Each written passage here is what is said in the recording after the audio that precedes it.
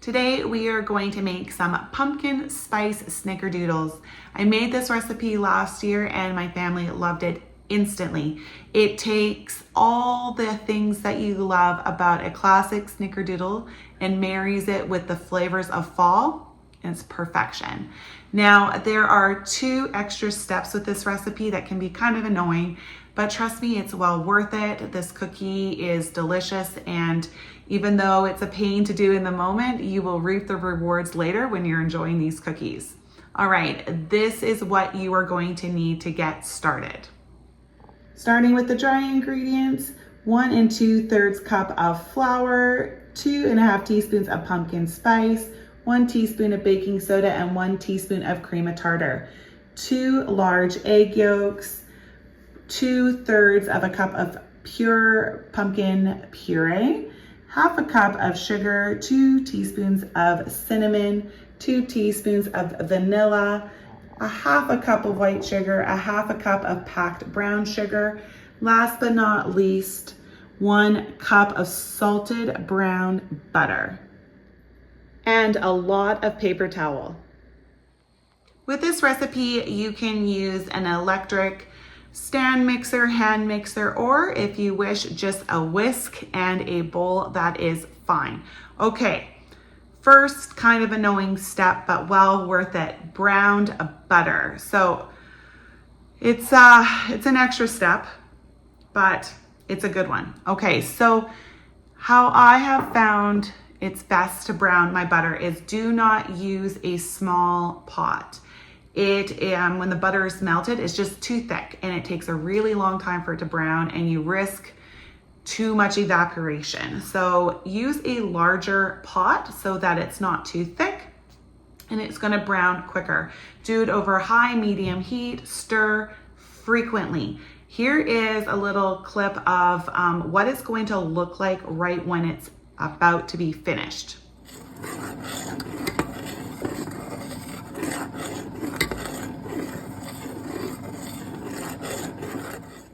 As you can see, it's super foamy on top, and as you're stirring, you will notice that the color of the butter has gone from a pale yellow to an amber and a little bit of brown in it. That's when you know it's finished. Take it off the heat immediately and take it out of that pot. I prefer to use a glass measuring cup. If you do not have something glass, then maybe another pot. Something to just hold the very hot liquid, and so that your butter doesn't burn in your pot, but also doesn't melt whatever you put it into. Okay, so you will see here that the browned butter is now just under a cup. Start with a cup, just under. If it's really under, then you lost too much to evaporation. So just under a cup, okay? So that's number 1. Second annoying step, but you don't have a choice with this one, the pumpkin puree. Now, if you just dump this into your cookie batter, it's your cookies aren't gonna work. There's just way too much moisture in it. It will become like a soup. So we need to work to get the moisture out of this, and I will show you how to do it. You're just gonna need a lot of paper towel for it. All right, so get a plate, and you're going to just put the pumpkin puree onto it. Okay, and then spread it out. We want it quite thin, and then we're going to use paper towel to remove the moisture. And it takes a little bit of time. I find this process is not fast. All right, so clean out your measuring cup because you'll need it later. Fold up some paper towel so it's nice and thick, and you're just going to press down. As we press down, the paper towel will absorb the moisture, and yeah. And we just have to keep repeating it over and over again until we push down and the moisture is not there anymore. So yes, make sure you have plenty of paper towel before you start this recipe because you do go through quite a bit. But if you do not do this step, your cookies will not work out. So it's a must. All right, it's almost ready here. And really don't forget about the edges, because that's where the moisture can be pushed out to. So this does take quite a long time, but it will eventually not absorb. It will start to become drier, so just give it a chance. But I do know it will feel like it's not going to be possible, but it is. Okay. And what you're left with is like almost like a Play-Doh. So we are going to scrape it off the plate and just place it back into the measuring cup and put it off to the side until we need it. Like that. All right, now for the fun part. We are going to mix together our cooled brown butter and our sugars. You're going to be able to see here the brown butter, how brown it is on the bottom. It's almost like a paste, but it smells amazing.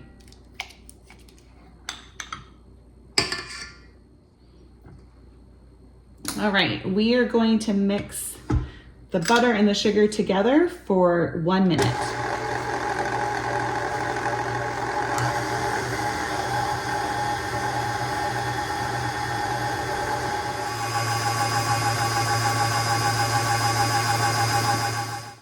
Okay, and let's make sure to scrape the sides of your bowl if you're using a mixer. You can see it's whipped up beautifully. It's nice and fluffy and light brown. All right, next we're gonna add in our 2 egg yolks, 2 teaspoons of the vanilla extract,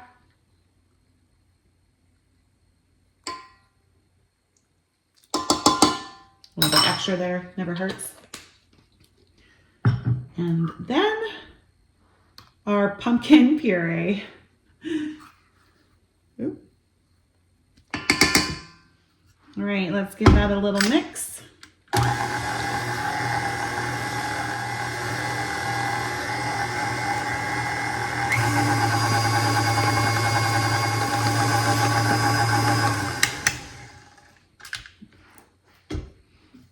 Now it's starting to look more like fall. All right, scrape down the bowl again. Just make sure it all got mixed in properly. Now it's time to mix in our flour, cream of tartar, baking soda, and pumpkin spice. Just going to mix it in very gently and slowly, because we do not want to overmix it. If you want to fold it in by hand, that's a good option too.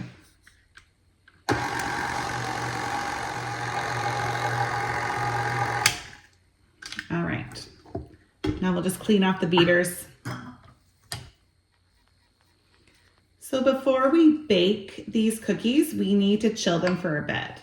So you can rather put the batter in your freezer for like 15 minutes or put it in your fridge for closer to an hour. Either works. The dough just needs to chill for a bit. All right, I'm gonna get some saran wrap so that can go into the freezer. So what I find works best when I chill my dough, and it doesn't really matter if it's fridge or freezer for this, is to flatten out the cookie dough into a nice rectangle versus leaving it in a ball. Because when you need to break it off and make into like a cookie, it's just way easier if it's in a rectangle. It will also cool a lot faster if it's flatter. Let's wrap it up.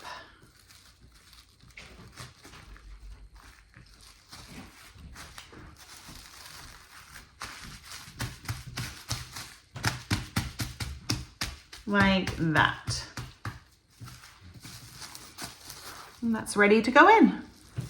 While your dough is chilling, just preheat your oven to 350. Make sure you do not take your dough out of the fridge or freezer until your oven is fully preheated. All right, my oven just beeped. It is preheated, so I am going to mix up the 1/2 cup of sugar and 2 teaspoons of cinnamon. Gonna mix it up and then bring my dough out of the freezer. All right, got my dough nice and flat, ready to go. I have a cookie sheet here and then one just to my other side, both lined with parchment paper. You'll definitely want to do that. Okay, so just break off a little bit of your chilled dough. Form it into a nice ball. Too big, not too small. All right, then we're going to toss it in the sugar and cinnamon mixture. Make sure it's well coated. Almost looks like a Timbit. And we're just gonna continue on like that until the sheet is filled.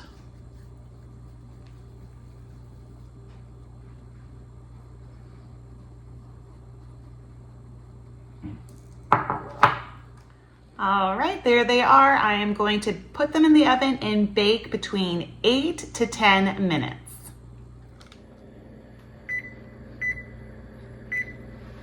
I do not want my dough to set out for those 8 to 10 minutes, so I'm going to place it back into the freezer, and then around the 4-minute mark, bring it back out and get the second cookie sheet going. All right, that's my buzzer. My cookies are finished. I'm going to take those out and put these ones in. And there they are, so good. I have some cinnamon sugar in a shaker that I just use for cinnamon toast when I make it for my kids. So I like to add a little bit more to the top once the cookie comes out. You don't need to do that. If you'd like a little extra like I do, then you can do that little trick. Otherwise, just enjoy them like this. So they need to sit and cool before I transfer them over to another cooling rack. So I'm just going to sprinkle it on now and then let them sit there for probably another 2 to 3 minutes. It's nice to do this while the cookies are still quite warm so that some of the sugar and cinnamon will stick. Otherwise, it just comes right off. Do not use the bowl that you were rolling them in, because chances are you're gonna have pieces of uncooked cookie little bits in it, and you just don't wanna take the chance with having some food poisoning because of the uncooked egg and stuff inside. So after it's been a couple minutes of them cooling, you can just remove them onto a cooling rack so they're nice and thin. They should be, when you taste them, a little bit crispy on the outside and nice and soft and chewy on the inside. I am going to wait another minute before I start to roll out my next batch of cookies, because I do not want them sitting on this warm tray for too long.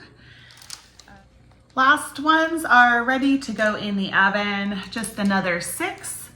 So this batch I was able to get 2.5 dozen from. Here is the second batch. These two rolled a little close together. Okay, add some extra sugar if you like. All right, time to move the second batch over to cool. My third batch is just about to come out of the oven. Oh, they smell so yum. My kids are gonna be so happy when they come home from school today and get to have these. It's been almost a year since the last time they had them, so they are gonna be really happy. All right, that's it, they're finished. I do let them fully cool off before we enjoy them. They're okay warm, like they do taste good, but they are best when they are fully cooled. Well, thank you so much for baking with me today, you guys. Leave a comment below if you have any questions, and also just let me know if you try this recipe out and if you enjoyed it. All right, till next time, bye.